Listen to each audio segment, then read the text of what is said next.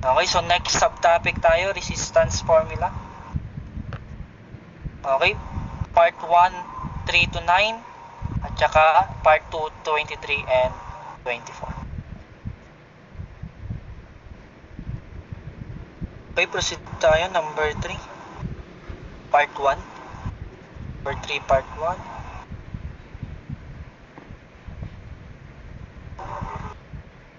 Find the resistance of 15 meters of tungsten wire having diameter of 0.8 mm at 20 degree centigrade.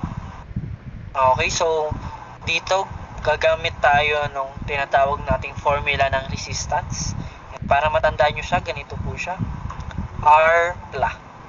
Okay, R-PLA. Okay, paki-take note na lang to. R-PLA. Yung L natin dyan, that will be our length. A natin will be our area. Yung P dyan, that is our specific resistance or resistivity. Specific resistance or resistivity.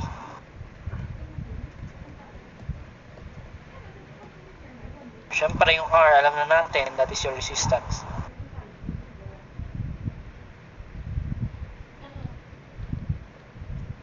Okay, then may kailangan rin kayong kabisaduhin ng 5 material na common na madalas gamitin sa mga problem. Scots. Pattern natin is Scots.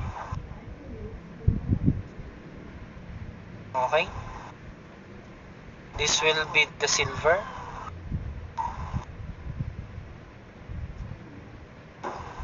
Copper. Aluminum.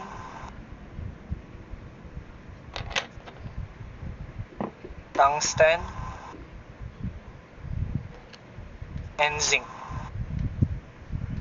Okay, then kailangan yung kabisaduhin tong resistivity nila. Take note, yung resistivity na to ay naka ohm circular mils per feet. Okay, naka circular mils po itong mga given na to. Diba, madali lang naman tandaan to. Una, we have 9.9,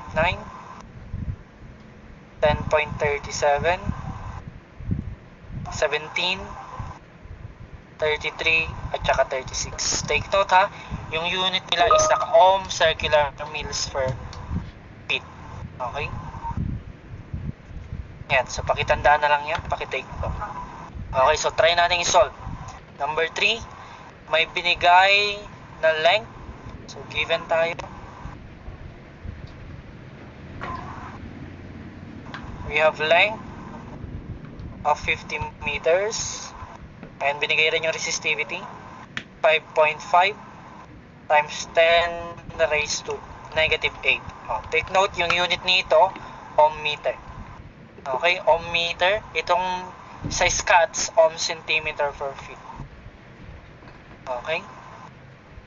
Having a diameter, so binigay rin yung diameter natin na 0.8 mm. Tapos temperature, 20 degrees Celsius. Yung temperature dyan, hindi na natin magagamit. Kasi ang formula na gagamitin natin is R-PLA.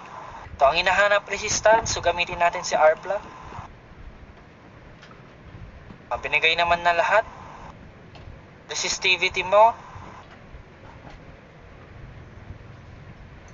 Resistivity natin will be 5.5 times 10 raised to negative 8 ohm meter. Then yung length mo, 50 meters. Then yung area natin. Area given diameter, so pi over 4 times diameter mo, 0.8 mm. So convert mo into meter. So times 1 meter is equal to 1,000 mm. Then squared. Okay, so makukuha na natin ngayon yung resistance natin. Magka-cancel dyan si meter, meter, meter squared. Millimeter. So ang matitira lang is ohm. So, calculator, 5.5 e raised to negative 8 times 50 over 5 over 4 times 0.8 over 1000 squared. That will become 5.47 ohms. And that will be our final answer. 5.47 ohms. That is letter B.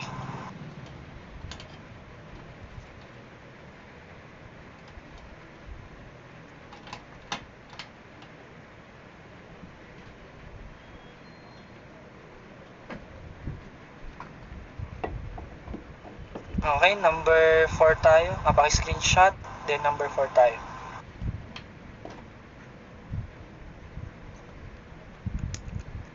A copper bar has a length of 20 feet, width of 4 inches, and thickness of 0.5 inch.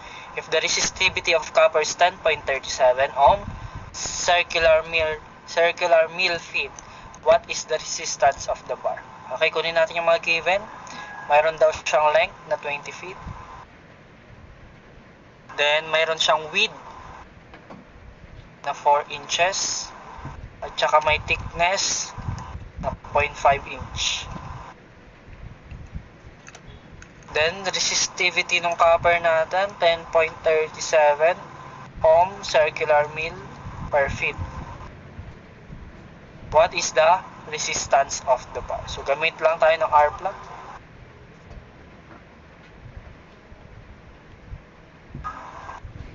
Yan. Gagamit tayo ng R plug. So, ano ba yung magiging length natin dyan? So, ito yung magiging length natin. Yan na. So, this will be our length. This is our resistivity. Ngayon, yung area natin, ito. Ito yung magiging area natin. Area is equal to width times thickness. Okay? So, convert natin. Solve natin. Resistivity now is equal, resistance now is equal to 10.37 ohm circular mill per feet times yung length mo. Ilan yung length natin? That will be 20 feet. Then yung area mo, that will be 4 inches times 0.5 inches. Okay. So, kung papansinin mo, hindi pa yan yung final answer. Bakit? Kasi yung area mo naka circular mill dapat. So, convert natin yung area natin. Itong 4 inch times 0.5 inch. Anong conversion yung gagamitin natin? 1 inch squared is equal to 4 over pi times 10 raised to 6 circular mill. Okay, so convert lang natin. Inch times inch, squared na siya. So, times ko lang ng 4 over pi times 10 raised to 6 circular mill per inches squared. So, magkakancel una dyan si feet. Magkakancel yung inches na to, tsaka yung inches na yan. Then, circular. So, ang natira na lang is ohm. So, calculator, 10.37 times 20 over 4 times 0.5 times 4 over pi times 10 raised to 6. That is equal to 8.14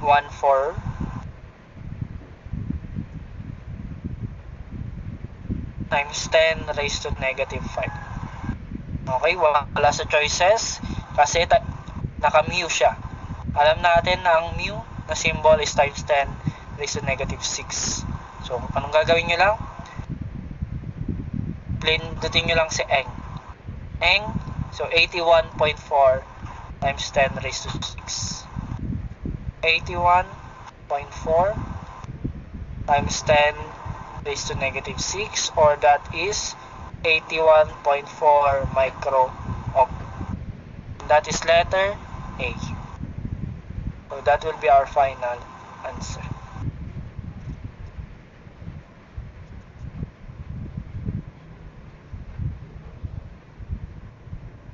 Okay, paki-screenshot.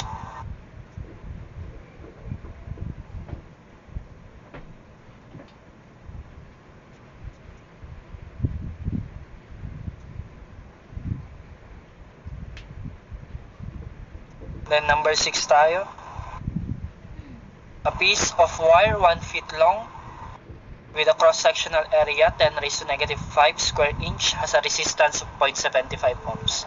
What is the resistance of 200 feet of wire of the same material with a cross-sectional area of 3 times 10 raised to negative 5 square inch? So, kunin natin yung mga given.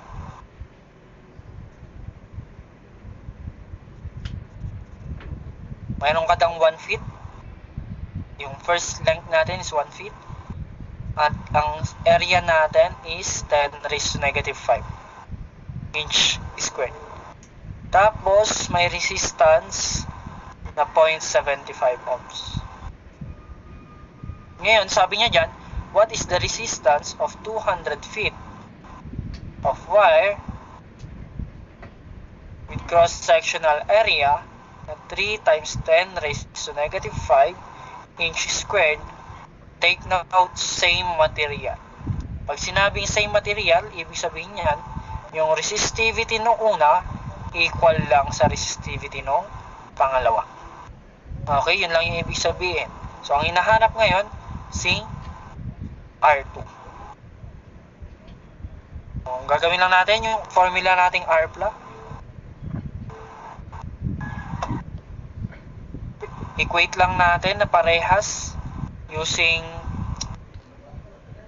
ratio and proportion. So, R2 over R1 now is equal to P2 over P1 times length 2 over length 1 times A1 over A2.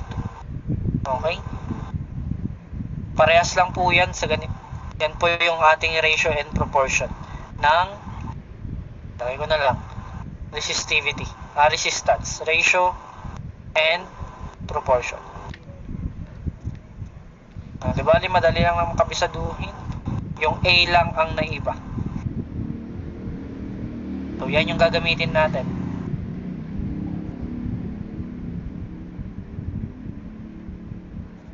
Okay? So, gamitin natin yan. R2 mo ilan? Hinahanap. R1 mo, 0.75. Resistivity at resistivity, parehas lang. So, magkakancel lang. Tama? Magkakancel lang to kasi nga parehas. Same lang sila. Times length mo, 200 over 1. Times area 1 natin, that is 10 raised to negative 5. Area 2 mo, 3 times 10 raised to negative 5. Okay, shift solve na lang yan. So, x over 0.75 is equal to 200 times 10 raised to negative 5 over 3 times 10 raised to negative 5. Shift solve. 0. So, ang length natin now, ang resistance to natin now is equal to 50 ohms. So, that will be our final answer. That is letter D. Okay, paki-screenshot, engineers.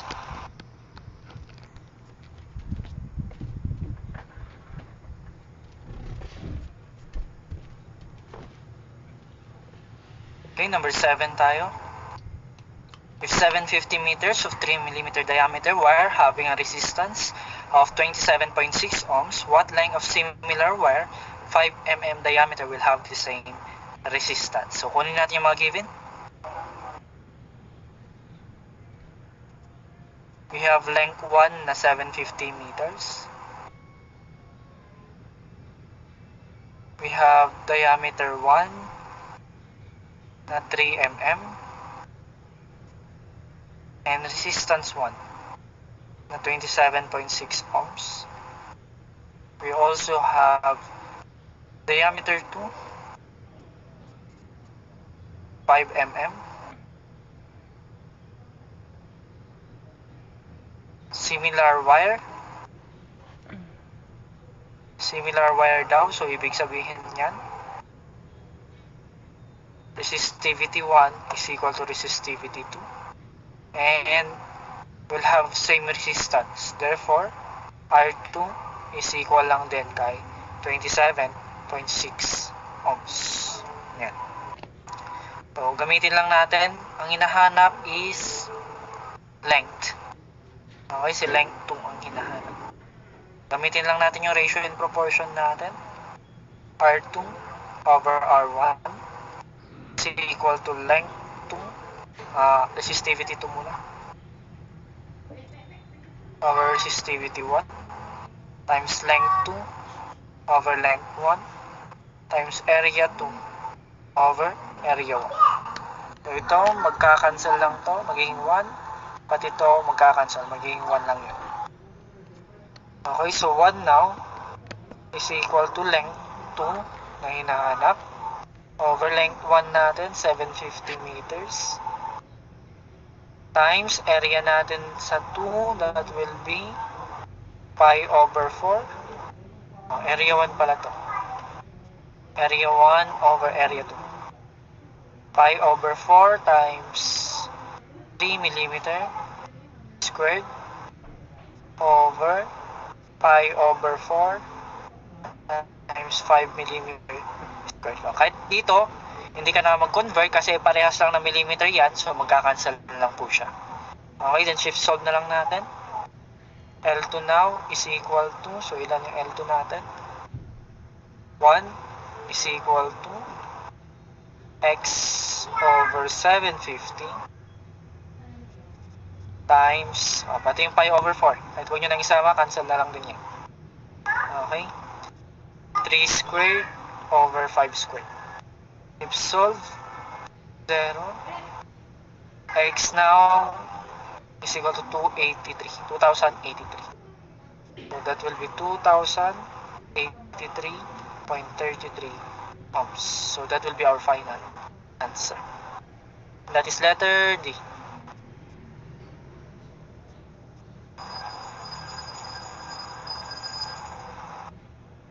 Tunin mo lang gamitin yung ratio and proportion ng dalawang distance. Okay, paki-screenshot, engineers.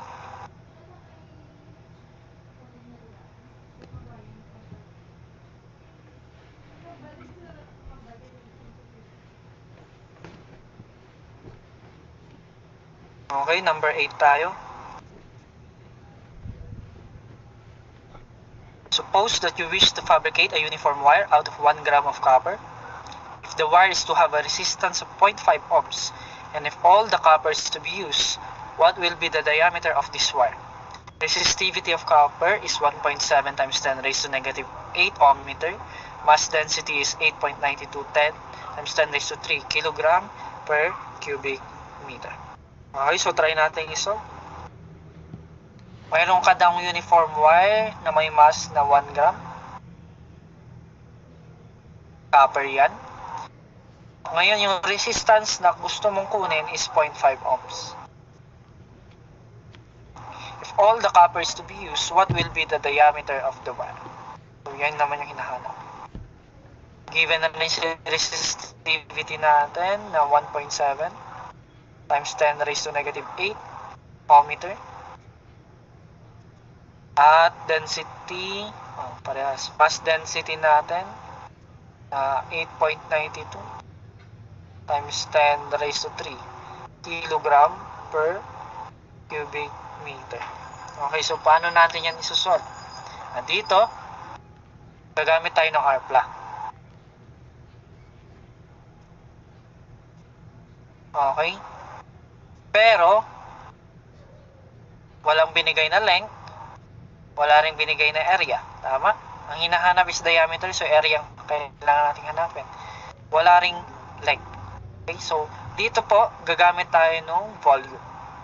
Formula natin ng volume is equal to length times area. Okay, bakit volume? Kasi sabi niya dyan, mula sa 1 gram ng copper, kung yung copper mo is yung copper mo is ganyan, na box ay na material lang, mag-fabricate ka daw ng wire dyan, kailangan mo yung volume nyan at saka yung volume ng wire mo equals lang. Okay, so ang gagawin natin ngayon, gagamit tayo ng volume. Pero bago natin gamitin yung volume, saan ba natin kukunin si volume? Okay, so first step, kailangan natin hanapin yung volume ng copper. Paano natin kukunin? Ano bang formula yung pwede kong i-consider na may volume? That will be the density. Tama? The mass density. Mass density is equal to, ano ba ang mass density natin? That will be mass over volume. And binigay si mass at binigay rin yung mass density ng copper natin. So direct substitution lang, 8.92 times 10 raised to 3 kilogram per cubic meter is equal to, ilan yung mass natin? That is 1 gram. Convert mo into kilogram. That will become 1 kilogram over 1,000 gram over mass natin. Volume, I should say. Makukuha na natin ngayon si volume. Ilan yung volume natin na? That will become 8.92 a raised to 3. Mali.